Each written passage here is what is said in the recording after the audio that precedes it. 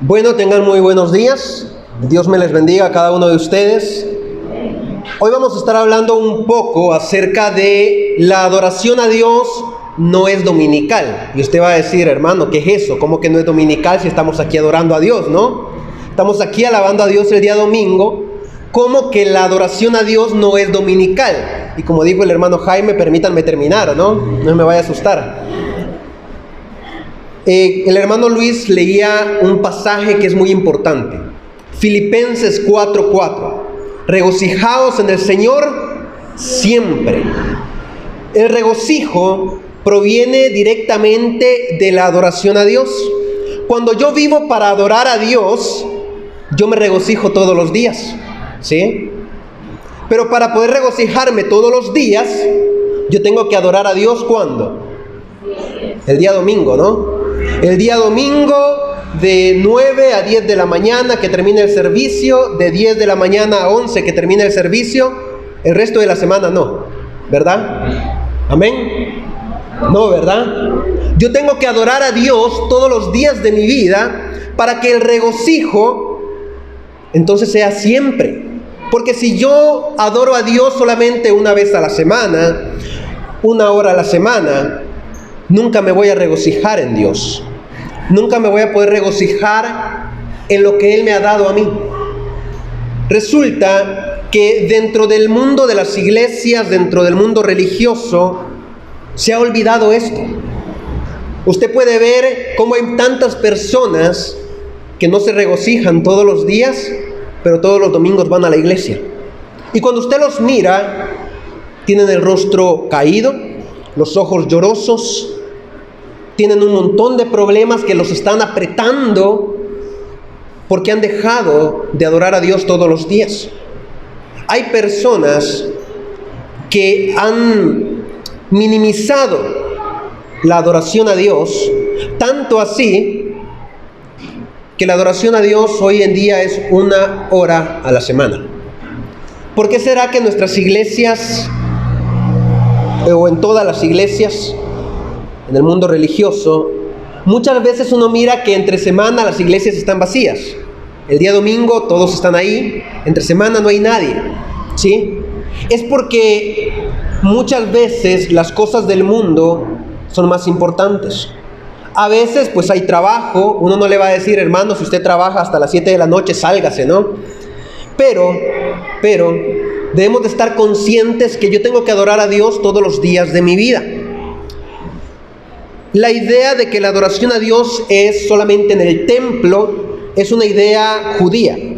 ¿Qué creen ustedes que hacían los judíos del Antiguo Testamento? Muy sencillo. Iban al templo, daban los sacrificios a Dios, hacían diezmos a Dios y el resto de la semana se olvidaban completamente de Dios.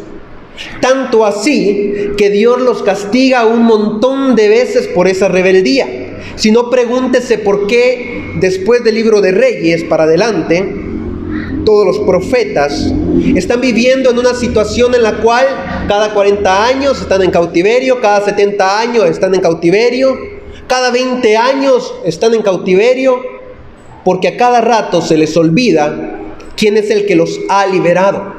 Se les olvida lo que Dios ha hecho por ellos. Israel vivía en esa situación. Hacían sacrificios, daban diezmos, ayudaban al prójimo, pero no lo hacían con el corazón, ¿sí? Lo hacían porque estaba en la ley. Y como estaba en la ley, lo tenían que hacer, pero no lo sentían dentro de sí. Y al poco tiempo, dice la Biblia, en todos los libros de los profetas, que a cada rato se iban a adorar a otros dioses. Allá estaban adorando a Baal, a Astarot y a otro montón de dioses. Porque se les había olvidado que Jehová los había tomado de Egipto y los había sacado, que Él era el que lo había liberado a ellos. Eso se les había olvidado y se les olvidaba cada rato. Y 20 años de cautiverio, Dios los liberaba, se les volvía a olvidar. 40 años de cautiverio, Dios los liberaba, se les volvía a olvidar. Y así vivían. Su idea era que Dios estaba en el templo y cada vez que ellos iban al templo, entonces ahí estaban en la presencia de Dios, el resto de la vida no. Cuando había sacrificio en el templo, llevaban carneros, llevaban vacas, llevaban bueyes. Ahí en ese sacrificio estaba Dios, el resto de la semana no. ¿Sí? Así vivían. Por eso es que cuando Jesús viene a la tierra, le reclama a los fariseos, le reclama a los saduceos, lo regaña de gran manera y les dice: es que ustedes diezman todo, pero se olvidan del prójimo. Porque eso estaba pasando todavía. Ahora, si la adoración a Dios no es dominical y no se limita a este local de reunión, entonces ¿dónde está la adoración a Dios? Vayan conmigo a Hechos, capítulo 17. Hechos, capítulo 17, versículo 22 al 28. Hechos, capítulo 17, versículo 22 al 28. Es un texto muy conocido por nosotros. Hechos, capítulo 17, versículo 22 al 28. Es un texto muy conocido. Es un texto que todos hemos escuchado. Dice así, versículo 22 al 28, capítulo 17 de Hechos. Entonces Pablo, puesto en pie en medio del Areópago, dijo: varones atenienses, en todo observo que sois muy religiosos, porque pasando y mirando vuestros santuarios, hallé también un altar en el cual estaba esta inscripción: al Dios no conocido, al que vosotros adoráis, pues sin conocerle, es a quien yo os anuncio. El Dios que hizo el mundo y todas las cosas que en él hay, siendo Señor del cielo y de la tierra, no habita en templos hechos por manos humanas, ni es honrado por manos de hombres, como si necesitase de algo, pues él es quien da a todos vida y aliento a todas las cosas. Y de una sangre ha hecho todo el linaje de los hombres, para que habiten sobre toda la faz de la tierra. Y les ha prefijado el orden de los tiempos y los límites de su habitación. ¿Dónde habita Dios? En los templos, ¿verdad? Dice: Dios habita en los templos hechos por manos de hombre. Dios habita en aquel lugar donde hay un altar. Ahí habita Dios, ¿no? No. El pasaje es claro. Dios no habita en templos hechos por manos de hombre. Algo muy curioso es que los griegos, en todos los dioses que tenían, no era más que un pretexto para sus propios pecados, ¿sí? Por eso es que habían puesto un letrero que decía: el Dios no conocido, por si se les escapaba uno. Pero todos los demás dioses que tenían puestos ahí eran dioses que eran venerados porque eran iguales a ellos. ¿Qué significa eso? Sencillo. Los famosos dioses, uno de ellos llamado Zeus, era tan lleno de pecado que se acostaba con sus hijas, ¿sí? ¿Qué estaban haciendo ahí los griegos? Justificando sus actos. Se metía con la esposa del rey Zeus. Y ellos tomaban eso como un aval para su vida y decir: ¿sabes qué? Si Zeus lo hace, yo también puedo. No cambiaban su forma de vida.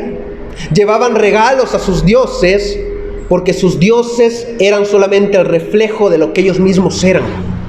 Todos los pecados que ellos cometían se los ponían a sus dioses.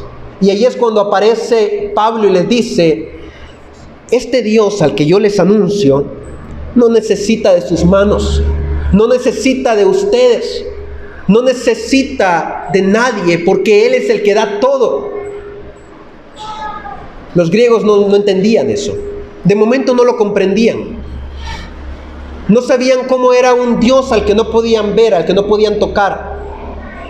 Pero es que Dios no habitaba en aquellos templos. Dios no se encuentra en ningún lugar de esos. Amós capítulo 4, vamos a leer Amós capítulo 4, al Antiguo Testamento. El profeta Amós habita en una época en la cual no eran los griegos los que estaban haciendo estos actos, sino eran los judíos. Aquellos que eran adoradores de Dios, de Jehová, eran los que estaban cometiendo lo mismo que los griegos hacían en la época de Pablo. Amós capítulo 4, versículo 4 al 5. Dice así: Id a Betel y prevaricad, aumentad en Gilgal la rebelión y traed de mañana vuestros sacrificios y vuestros diezmos cada 3 días. Y ofreced sacrificios de alabanza con pan leudado y proclamad, publicad ofrendas voluntarias, pues que así lo queréis, hijos de Israel, dice Jehová el Señor. ¿De qué está hablando ahí el profeta Amós? Vea bien lo que dice el versículo 4. Vayan a Betel y prevaricad. También dice, vayan a Gilgal y sean bondadosos, ¿no? Eso dice, sean bondadosos, sean misericordiosos, ¿no? Vayan a Gilgal y aumenten la rebelión. ¿Qué se refería al profeta Amós? No les está diciendo hagan esto, les está criticando lo que ellos ya hacían, porque les dice, ustedes son rebeldes, ustedes son pecadores, pasan sobre sus hermanos, se aprovechan de sus hermanos. Si leemos todo el libro de Amós, encontramos eso una y otra vez. Al profeta Amós regañando al pueblo de Israel porque están explotando a su hermano, porque la ley dice que el que trabajaba la tierra tenía que dar cierta cantidad y ellos decían, tú me vas a dar 3 veces lo que produzca la tierra. Y no importa si tú te quedas sin comida, tú lo vas a dar. Y viene el profeta Amós y dice, ustedes están pasando por encima de los mismos estatutos de Dios, pero cada 3 días traen sacrificios y diezmos a Dios y piensan que todo está bien. Entonces, ¿qué nos está diciendo Dios a nosotros cuando dice que Dios no habita en templos, que Dios no está en aquel lugar donde hacían sacrificio? Muy sencillo, que Dios se encuentra en nuestro corazón, que Dios no es adorado con nuestros actos externos. No porque yo me detenga y le dé comida a alguien en la calle, soy un mejor cristiano. Eso es bueno hacerlo, es parte de hacerlo, pero eso no me hace más santo. Si mi corazón no cambia, si mi interior permanece igual, no estoy haciendo nada. Si yo vivo de la misma forma que vivían el pueblo de Israel en este caso, haciendo sacrificios, trayendo diezmos, trayendo ofrendas, pero mi corazón no tiene ese cambio y sigo siendo rebelde en mi diario vivir, no pasa absolutamente nada en mi vida. El cambio no se da. El pueblo de Israel traía sacrificios, daban diezmos. Y Dios no estaba en el templo porque no había una verdadera adoración. Solamente justificaban sus actos, al igual que los griegos. Las ofrendas eran solamente un acto de decirle a Dios, Dios, estamos cumpliendo con tu ley. Y hasta ahí. Y seguían siendo malos. Seguían actuando de mala forma. Segundo, Dios habita en nuestro corazón. Efesios capítulo 3, vaya conmigo. Efesios capítulo 3.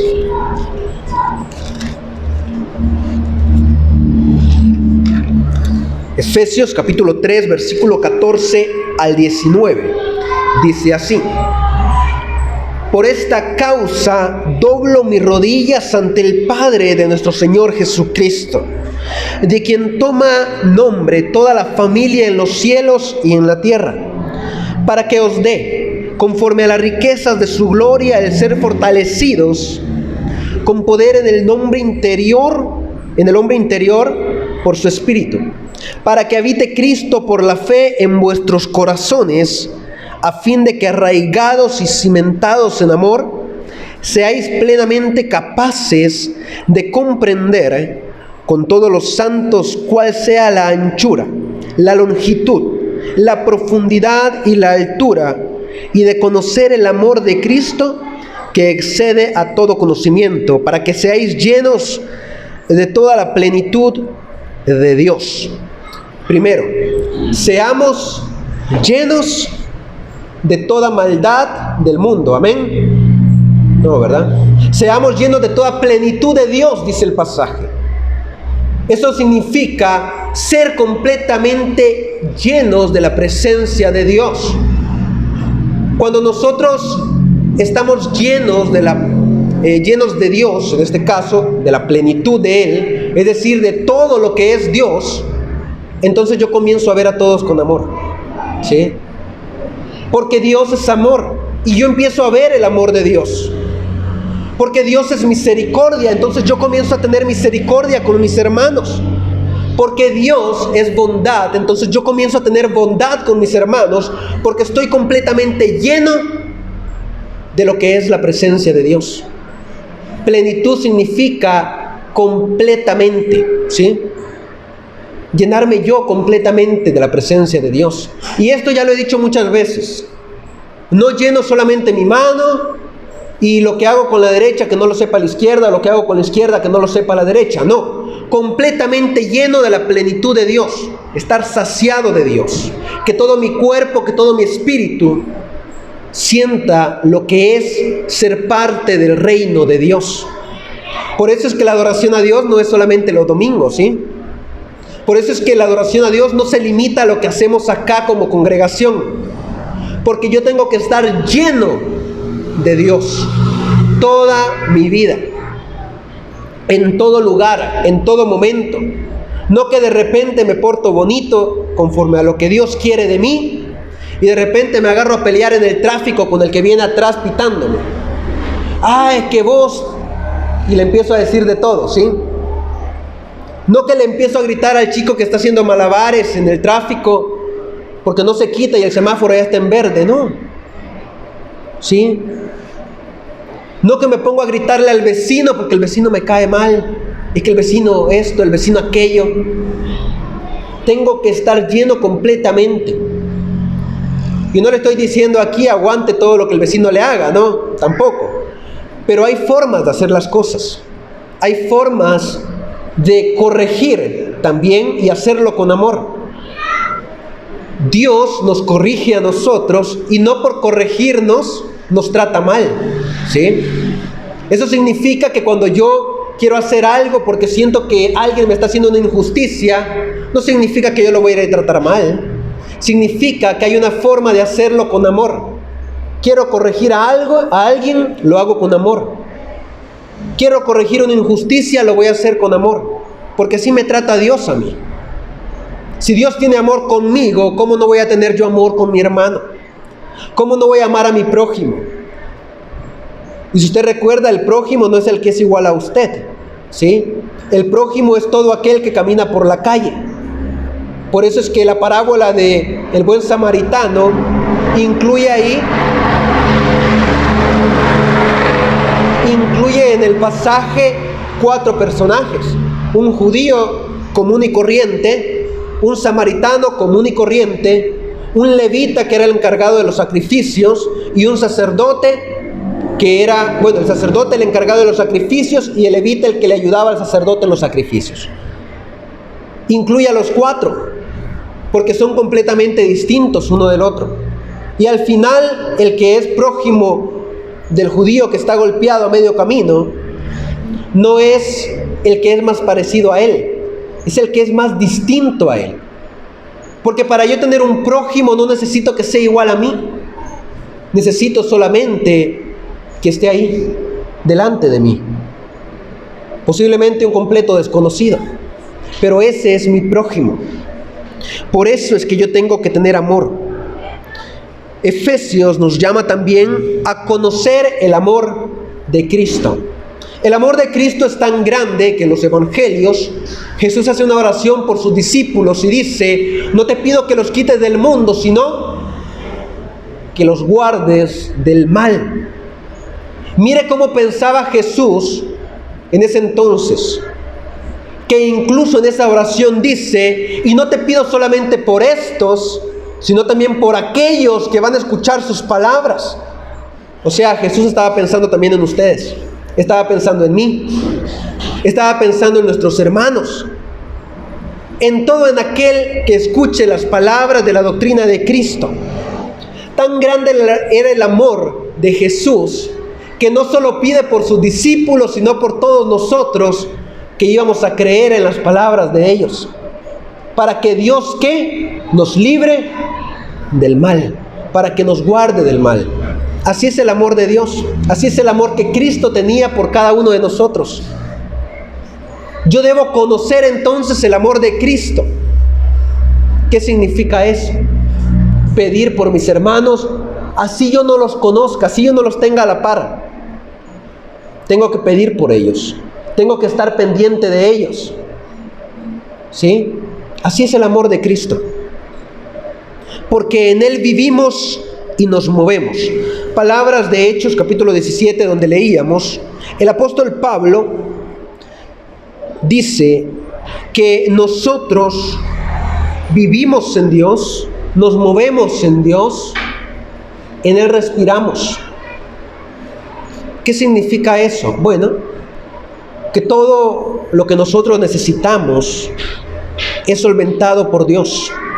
Que todas aquellas cosas que nosotros vamos a emprender, las debemos de emprender pensando en que Dios nos va a guiar a nosotros. No es posible que seamos cristianos y le confiemos todo a otra persona, ¿sí? Escuchaba a un ministro que decía: yo predicaba los domingos, yo hablaba los domingos en la iglesia, pero confiaba en el hombre. Y esas palabras para mí fueron muy importantes, porque a veces es cierto. ¿Se ha dado cuenta que a veces decimos: yo creo en Dios, yo creo en lo que Cristo va a hacer conmigo, pero al último que le pido es a Dios? No sé si se ha dado cuenta de eso. Al primero que le pido es al banco cuando tengo una deuda, ¿no?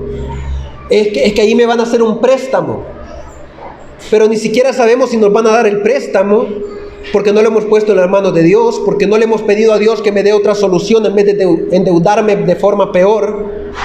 No le he pedido a Dios que me dé otra solución. Es que el doctor va a sanar a esta persona, pero ¿ya pusiste al doctor en las manos de Dios para que sea encaminado? Posiblemente no. Cuando nosotros entendemos que vivimos en Dios y nos movemos en Dios, el primero en el que pensamos cualquier acto es en Dios. Voy a emprender esto y lo voy a poner en las manos de Dios. Voy a hacer esto y va a estar en las manos de Dios. Va a venir cierta persona a visitarme, que su camino para llegar a mi casa sea guiado por Dios para que no le pase nada. Pero a veces eso es lo que menos recordamos. ¿Por qué? ¿Culpa de nosotros? No. Culpa del mundo religioso en el que vivimos.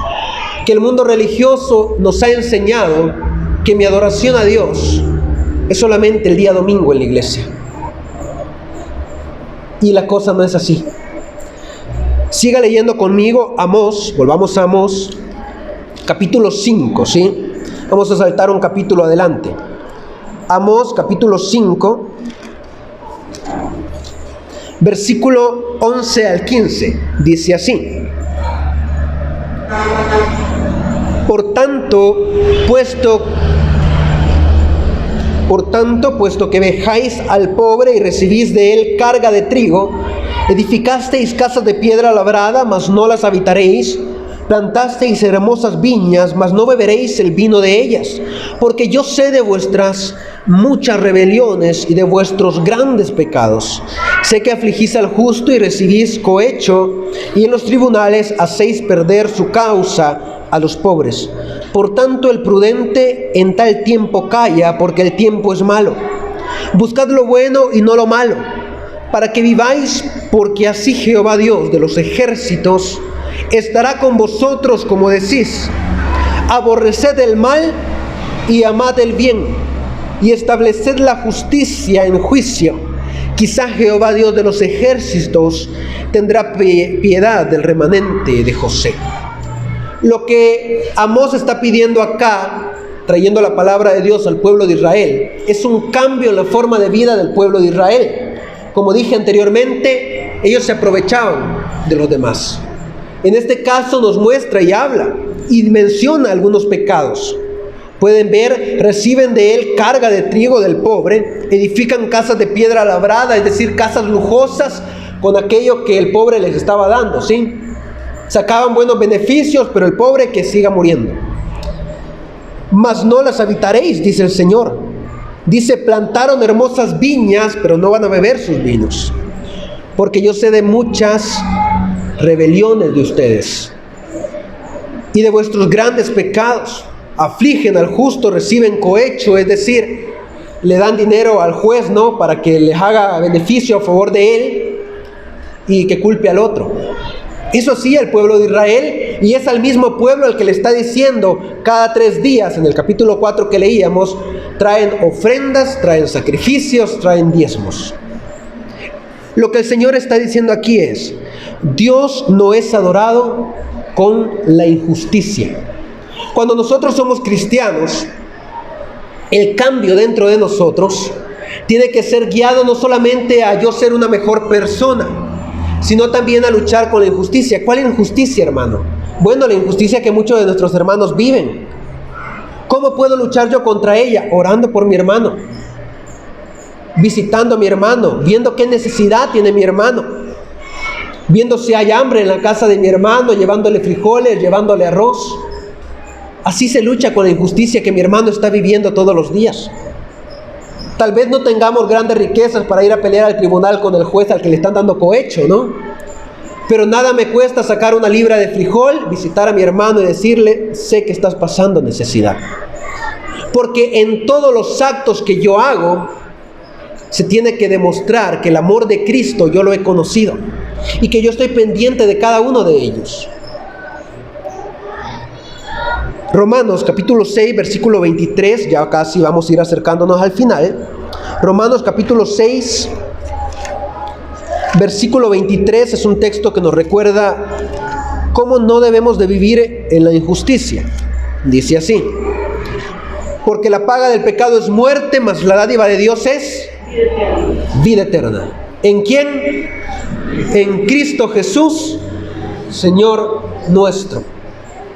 Lo que el pueblo de Israel estaba haciendo como injusticia, aprovechándose del pobre, pagando cohecho para beneficio propio, sin importarle lo que pasara con los demás, era pecado. Y por eso es que le está diciendo a Amós, conozco tus muchos pecados. Y por eso es que el apóstol Pablo nos dice a nosotros, la paga del pecado es muerte. No que nos van a matar, no. No es que nos van a ir a buscar a la casa, no.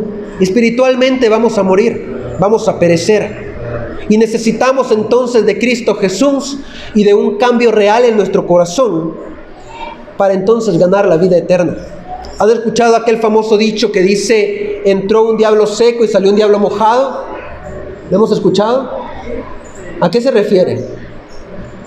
A que el hermano se bautizó, pero no hubo un cambio real en su corazón y posiblemente no siguió siendo igual, sino peor a como era antes. Y dice Dios, así no. La dádiva de Dios es vida eterna cuando yo quiero que Dios obre en mi vida, cuando yo quiero que Dios cambie mi corazón. En el pueblo, en Hechos, se encuentran los líderes religiosos peleando. Y sale Gamaliel y dice, cuidado, no se vayan a encontrar peleando en contra de Dios.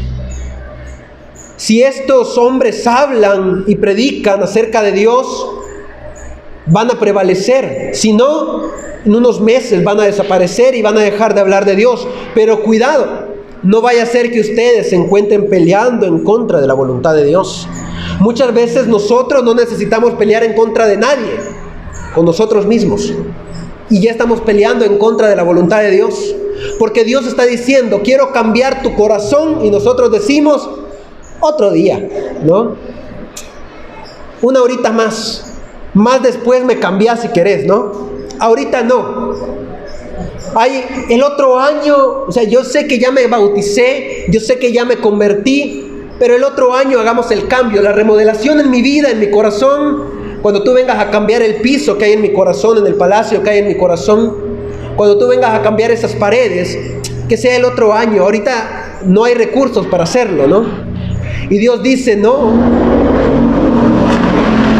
el cambio que yo quiero hacer en tu vida no es dentro de un año, es ahora. Muchas veces peleamos contra la voluntad de Dios dentro de nuestro corazón, no queriendo que Él nos cambie. Leamos lo que dice Mateo capítulo 5 y vamos a ir cerrando. Mateo capítulo 5, versículo 14 al 16.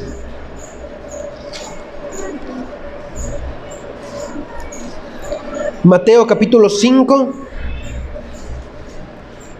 versículo 14 al 16.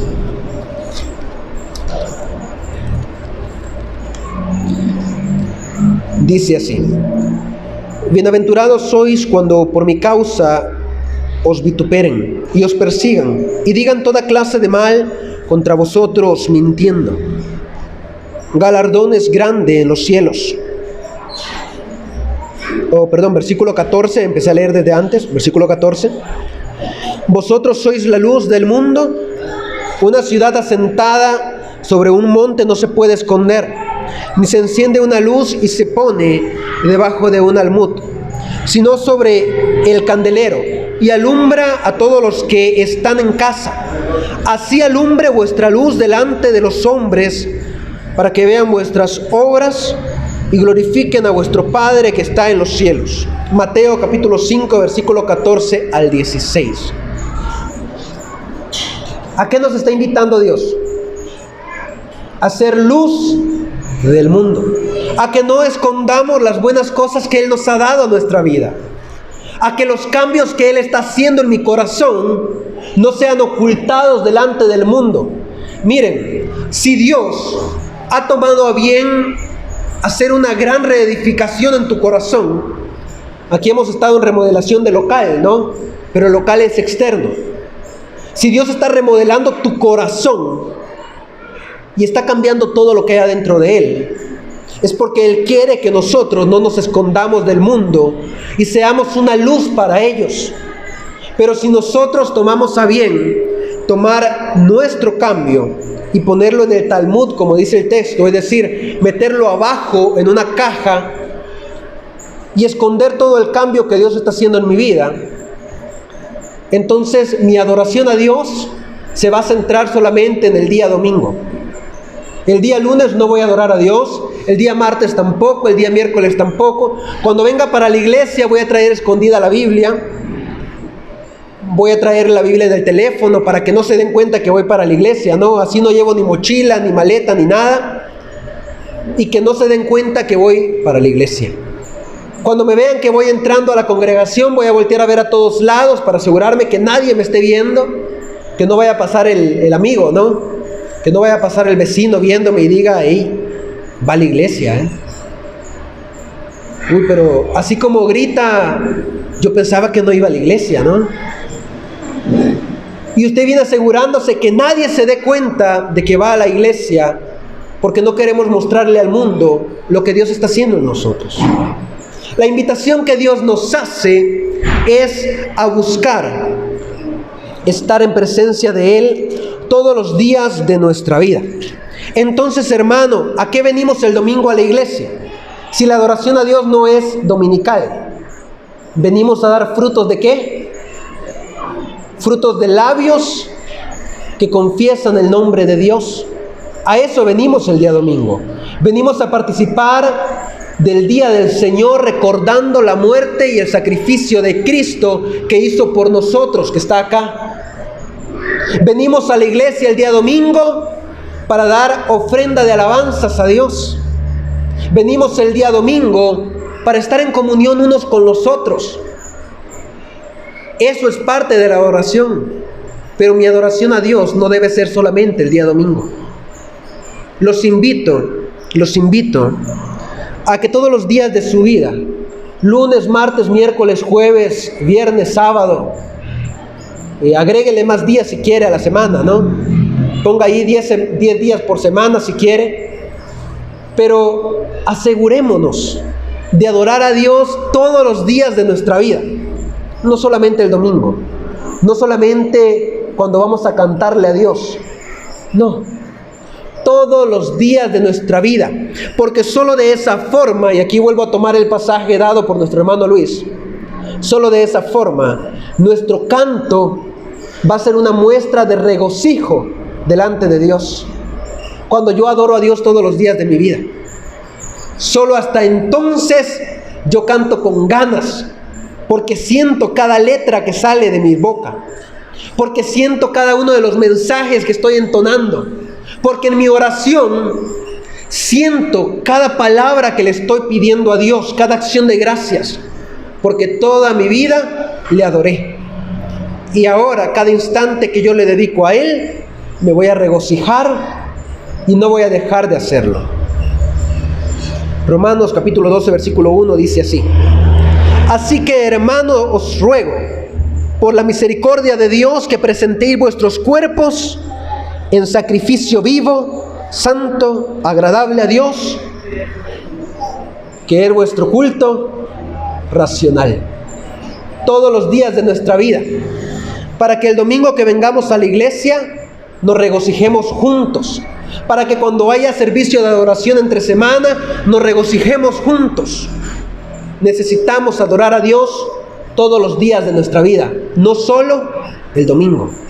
El domingo es especial para el cristiano porque es el día del Señor, pero para ese día yo tengo que venir gozoso ya desde mi casa, ya regocijado desde mi casa, porque todos los días de la vida del cristiano son para Dios, no para mí, no para usted. Todos los días de su vida son única y exclusivamente para Dios, para Él y para nadie más. Todo lo que usted haga, dedíqueselo a Dios.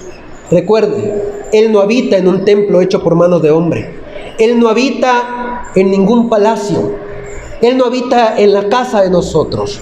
Él habita en nuestro corazón, y donde quiera que nosotros andemos, ahí tiene que estar la presencia de Dios, y recordarnos que tenemos que ser cada día mejores cristianos para regocijarnos verdaderamente en la presencia de Dios.